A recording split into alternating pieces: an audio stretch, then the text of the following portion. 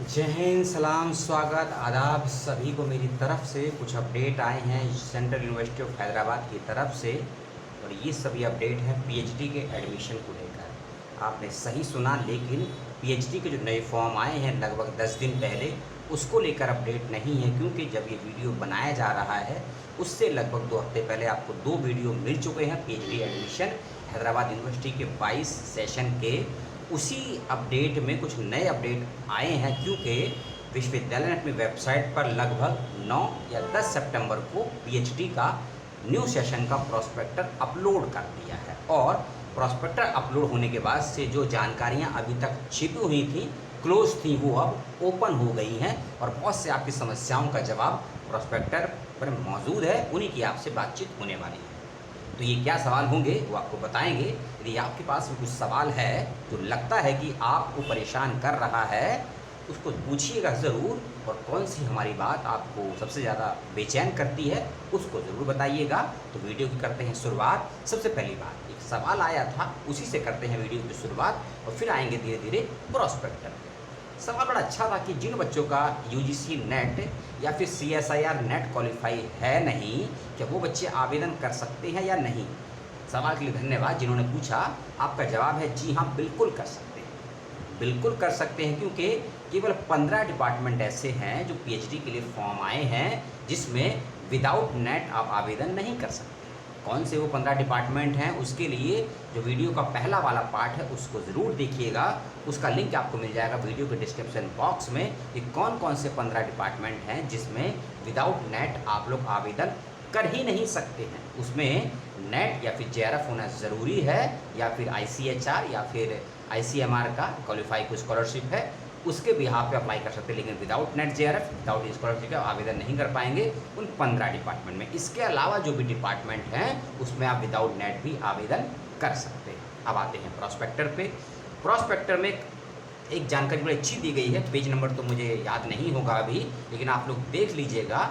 ये हैदराबाद यूनिवर्सिटी का एक विचित्र नियम है और सबसे अच्छा नियम मुझे लगा, अभी तक ऐसा कहीं नहीं है इंडिया में, खासकर इस तरीके का डिटेल में, कि जो 100 नंबर का आपका पूरा एंट्रेंस, इंटरव्यू, सिनॉप्सिस वगैरह होगा, उसको डिवाइड कर दिया गया है कि कितने नंबर का आप लोगों का एंट्रेंस होगा, कितने नंबर का सिनॉप्सिस होगा, कितने नंबर आपको नेट के मिलेंगे, कितने नंबर जेआरएफ के मिलेंगे, कितने नंबर आपको एमफिल के मिलेंगे, और कितने नंबर आपको रिसर्च पेपर के मिलेंगे, और कितने कितने नंबर आपको रिसर्च का कोई प्रीवियस वर्क एक्सपीरियंस है आपके पास उसके मिलेंगे। और सभी डिपार्टमेंट में ये नंबर डिफरेंट हैं।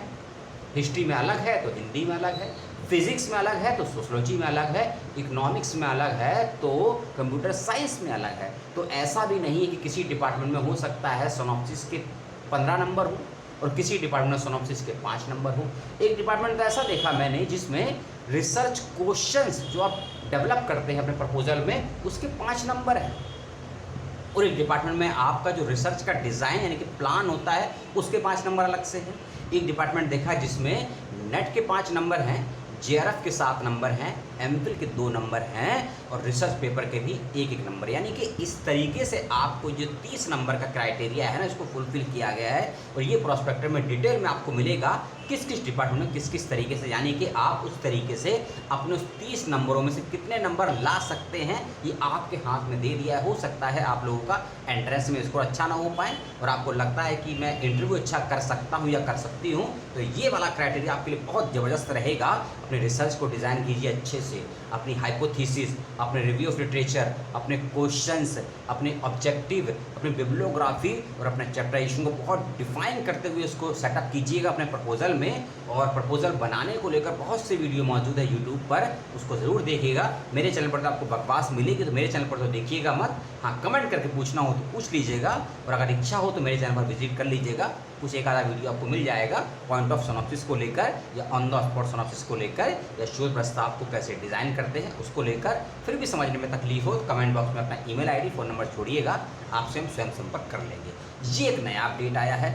एक और तीसरा अपडेट आया है प्रोस्पेक्टर में, जो कि ये है कि जो कन्फ्यूज़न था बच्चों को फेलोशिप को लेकर, कि फेलोशिप नॉन नेट मिलेगी या नहीं मिलेगी, मिलेगी तो कितनी मिलेगी, और नहीं मिलेगी तो क्या कोई अदर फेलोशिप भी है, इसका भी जवाब प्रोस्पेक्टर में दे दिया गया है। खासकर ऐसे कैंडिडेट, ऐसी मेरी बहनें, ऐसे मेरे दोस्त, ऐसी मेरी सहेलियाँ जो फीमेल हैं, और अपने घर में एकमात्र सिंगल गर्ल चाइल्ड है, उनके लिए एक विशेष फेलोशिप की व्यवस्था इस यूनिवर्सिटी में की गई है। उसके लिए भी आवेदन आप कर सकते हैं जब आपका एडमिशन पीएचडी में हो जाएगा। इसके अलावा प्रधानमंत्री रिसर्च फेलोशिप भी होती है, PMRF, उसके लिए भी आवेदन कर सकते हैं नॉन नेट के बच्चे, ठीक है ना, उसके लिए बता रहा हूँ। इसके अलावा तो नॉन नेट मिलता है पीएचडी में 8,000 का, उस सभी कैंडिडेट्स को दिया जाएगा, इसका ध्यान रखिएगा विशेष रूप से, ठीक है। और इसके साथ साथ में आप हैदराबाद में ही कोई स्टेट की फेलोशिप होती है तो उसके लिए भी आवेदन कर सकते हैं, इसका भी ख्याल रखिएगा। तो ये सुविधाएं भी आपको मिलेगी चाहे आपका नेट क्वालिफाई हो या ना हो। एक और सवाल आया था, इसी प्रोस्पेक्टर में क्लियर हो गया था जवाब कि NF जो बच्चे क्वालिफाई है नेशनल फेलोशिप है, क्या इनको भी फेलोशिप मिलेगी यूनिवर्सिटी में अगर उन्होंने किसी स्टेट यूनिवर्सिटी से अपना PG पास किया है? तो आपके सवाल का जवाब भी क्लियर कर दिया है, बिल्कुल आपको भी मिलेगी। अगर आपने अपना UG या फिर PG किसी स्टेट यूनिवर्सिटी से पास किया है और आप UGC के नेट और NF क्वालिफाई होल्डर हैं, गर्ल्स या बॉयज़ है, तो आपको जो फ़ायदा सेंटर में मिलता है वो सारे फ़ायदे आपको स्टेट में भी मिलेंगे और किसी भी अदर यूनिवर्सिटी में मिलेंगे यदि आप NF क्वालिफाई हैं, और हैदराबाद में भी आपको दिए जाएंगे, ठीक है। प्रोस्पेक्टर में एक बात और अच्छी सी कही गई है कि आप जिस विषय पर अपना सिनॉप्सिस डिजाइन करेंगे, अपना प्रपोजल बनाएंगे, आपके रिसर्च का टॉपिक क्या रहेगा और किस किस विषय को आधार बनाकर आप एक टॉपिक डिजाइन कर सकते हैं, उसके आप बहुत अच्छा सोल्यूशन दे दिया है यूनिवर्सिटी ऑफ हैदराबाद ने प्रोस्पेक्टर में।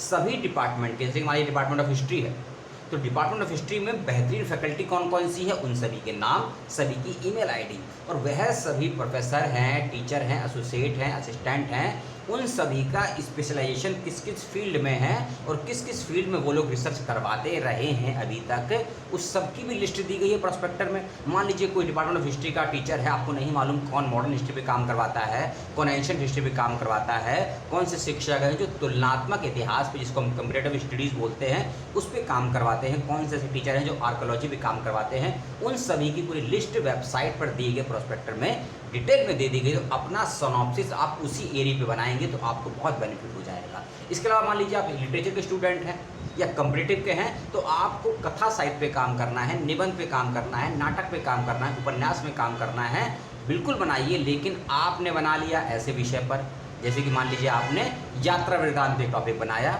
लेकिन मालूम चला आपको यूनिवर्सिटी ऑफ हैदराबाद के डिपार्टमेंट ऑफ हिंदी में यात्रा वृत्तांत पे काम करने वाला कोई शिक्षक या शिक्षिका है ही नहीं, तो फिर काम कौन करवाएगा आपको? तो ये आपको मालूम होना चाहिए कि किस विभाग में किस किस टीचर की विशेषज्ञता किस किस एरिया ऑफ रिसर्च में है, उसी के अकॉर्डिंग में टॉपिक तैयार कीजिए, आपको बहुत बेनिफिट मिलेगा। ये सारी जानकारी सभी डिपार्टमेंट की डिटेल में प्रोस्पेक्टर में मौजूद है। लगभग 70 से 80 पेजेस में लगभग 350 पेजेस का प्रोस्पेक्टर है और सभी की बातों को बताना संभव नहीं है। ये सारी बातें उसमें क्लियर कर दी गई है। कुछ बातें और क्लियर कर दी गई हैं सर्टिफिकेट्स को लेकर, आपके डॉक्यूमेंट्स को लेकर, खासकर जो बच्चे OBC और OBC नॉन क्रीमी लेयर में हैं, जो बच्चे OBC और OBC नॉन क्रीमी लेयर में हैं, उनके लिए क्या सर्टिफिकेट का प्रारूप रहेगा लेटेस्ट, उसकी भी जानकारी प्रोस्पेक्टर में एक पूरा मॉडल दे दिया गया है, एक पूरा फॉर्मूला दिया गया है कि किस किस नॉर्म्स के तहत आपको सर्टिफिकेट बनवाना है, उसका क्या पूरा फॉर्मेट रहेगा। और खासकर 3 महीने या 6 महीने से ज़्यादा पुराना आप लोगों का EWS या फिर इनकम या फिर OBC नॉन क्रीमी लेयर का सर्टिफिकेट नहीं होना चाहिए। डेट मेंशन है प्रोस्पेक्टर में, आप लोग ध्यान से देखिएगा, नहीं तो पर्टिकुलर अपने डिपार्टमेंट से भी कंसल्ट कर सकते हैं, इसमें आवेदन करेंगे। एक सवाल और आया था, सवाल से ही करी थी शुरुआत वीडियो की, सवाल से ही अंत करेंगे या वीडियो को स्थगित करेंगे, क्योंकि हो सकता है कुछ वीडियो और बनाने पड़े, कोई नया अपडेट आ जाए, तो सब वीडियो को समाप्त नहीं स्थगित करेंगे। और सवाल ये है कि क्या कोई एक कैंडिडेट एक से ज़्यादा विषयों में आवेदन कर सकता है या कर सकती है, नहीं या फिर सही? आप एक से ज़्यादा विषयों में आवेदन कर सकते हैं, कोई बाउंडेशन नहीं है। समस्या 2 आ सकती हैं इसमें। मान लीजिए अगर आप नेट या JRF क्वालिफाई हैं तो कोई दिक्कत की बात नहीं है, लेकिन अगर आपका एंट्रेंस है, क्योंकि कुछ डिपार्टमेंट ने बताया ना कि 15 डिपार्टमेंट के सब्जेक्ट ऐसे हैं जिसमें आपको एंट्रेंस नहीं के बराबर देना है, और बहुत से डिपार्टमेंट ऐसे जिसमें एग्जाम्प्टेड भी हैं बच्चे लेकिन एंट्रेंस भी देना है। वीडियो का सेकंड पार्ट जरूर देखेगा इसलिए, ठीक है ना। वीडियो का सेकंड पार्ट में डिटेल में मैंने बताया कि कौन से डिपार्टमेंट ऐसे हैं जहाँ बच्चे एग्जाम्प्टेड हैं लेकिन उनको एंट्रेंस भी देना है, और एंट्रेंस भी 32 नंबर का है, किसी में 35 नंबर का है, किसी में 42 नंबर का है, किसी में 49 नंबर का है। कौन कौन से डिपार्टमेंट है उसके लिए भी वीडियो का सेकंड पार्ट देखिएगा, आपको अच्छे से जानकारी से मिल जाएगी। अब आते हैं अपना सवाल पर। एक बच्चा एक से ज़्यादा विषयों में अप्लाई कर सकता है मल्टी, लेकिन एक ही फॉर्म में कई विषय नहीं चुन सकता है। आपको अलग अलग फॉर्म भरना होगा अलग अलग डिपार्टमेंट का, और सभी की अलग अलग फीस होगी, और सभी के अलग अलग सिनॉप्सिस और सभी के अलग अलग इंटरव्यू आपको देने होंगे। इस बात का ख्याल रखिएगा, क्योंकि ये बीएचयू में होता है कि अगर आप नेट या जेआरएफ क्वालिफाई हैं तो आप एग्जामिनेड तो होते ही हैं, और एक के साथ साथ 3 सब्जेक्ट में ऑटोमेटिकली आवेदन कर सकते हैं, सेम फीस में सेम फॉर्म में। लेकिन हैदराबाद यूनिवर्सिटी में ऐसा नहीं है। यदि आपको 2 सब्जेक्ट में या 3 में अप्लाई करना है तो तीनों के अलग अलग फॉर्म होंगे, अलग अलग सिनॉप्सिस होंगे, और सभी के डिफरेंट आप लोगों के इंटरव्यू होंगे, different date, timing and shift के अनुसार। इस बात का भी ख्याल रखिएगा। तो यूनिवर्सिटी का प्रॉस्पेक्टर मैं आपको दे दूंगा, और लास्ट डेट तो आपको मालूम ही है, बताने की आवश्यकता है क्या, कमेंट करके बताइएगा, फिर भी हम बता देंगे आपको। और फीस वगैरह, सीट वगैरह सब आपको डिटेल में बता दी गई है। और हाँ, जो सेकंड वाला पार्ट था, जब मैंने आपको सीटों के बारे में बताया था, मैं श्योर नहीं था कि वो सीटें वही हैं कि नहीं, लेकिन प्रॉस्पेक्टर में सभी सब्जेक्ट की डिटेल में सीटें दे दी गई हैं। आप चाहें तो मैं बता भी सकता हूँ, और बता ही देते हैं, या नहीं बताएं, कमेंट करके बताइएगा कि सीट बतानी है कि नहीं बतानी है। एक 5 मिनट का वीडियो और बना देंगे, क्योंकि सीटों पर समय थोड़ा ज़्यादा लग जाता हो तो प्रॉस्पेक्टर में देख ही लेंगे। तो बकवास खत्म हो गई हमारी। अपने डिसलाइक को, अपने सवालों को, अपनी आपत्तियों को और अपने गुस्से को कमेंट बॉक्स में बताइएगा, और कौन सी बात समझ में नहीं आई ये ज़रूर बताइएगा।